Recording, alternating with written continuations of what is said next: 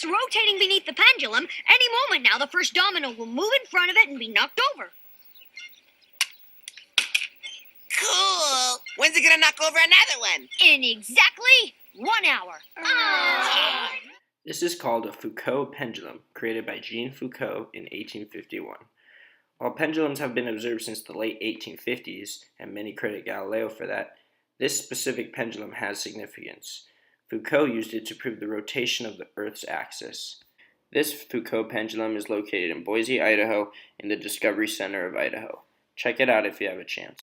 Now let's take a look at the dynamics of the system. From an observer who is off of the Earth, looking down on it, not rotating, an inertial observer, the forces that he sees on this mass is the force of tension and the force of gravity. Those are the only forces that he sees, and this makes sense because we see the pendulum swinging back and forth in this oscillating motion, not changing directions.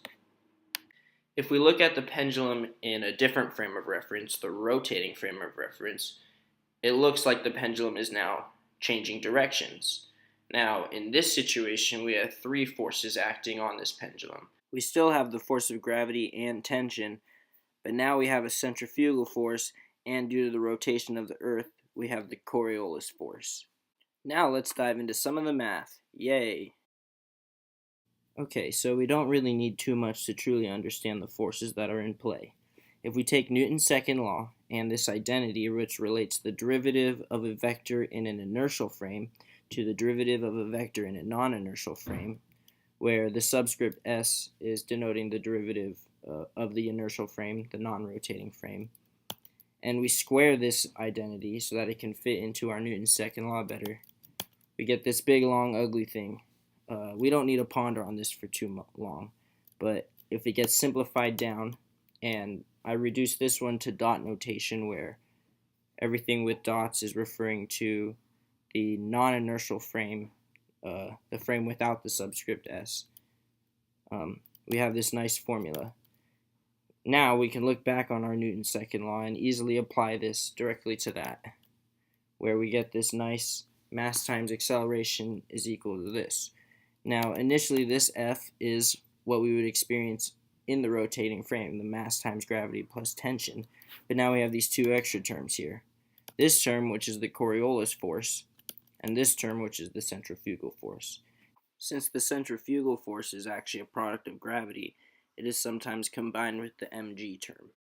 So if we were to put a Foucault pendulum directly on the equator, what we would end up seeing is no change in direction like we typically would see in an inertial frame. Now the reason for this is if you look at the Coriolis force term, the cross product between this angular velocity and regular velocity would be orthogonal, so it would be 0. Now we have the opposite scenario in the North and South Pole, where the period is minimized to the smallest amount of time, exactly 24 hours.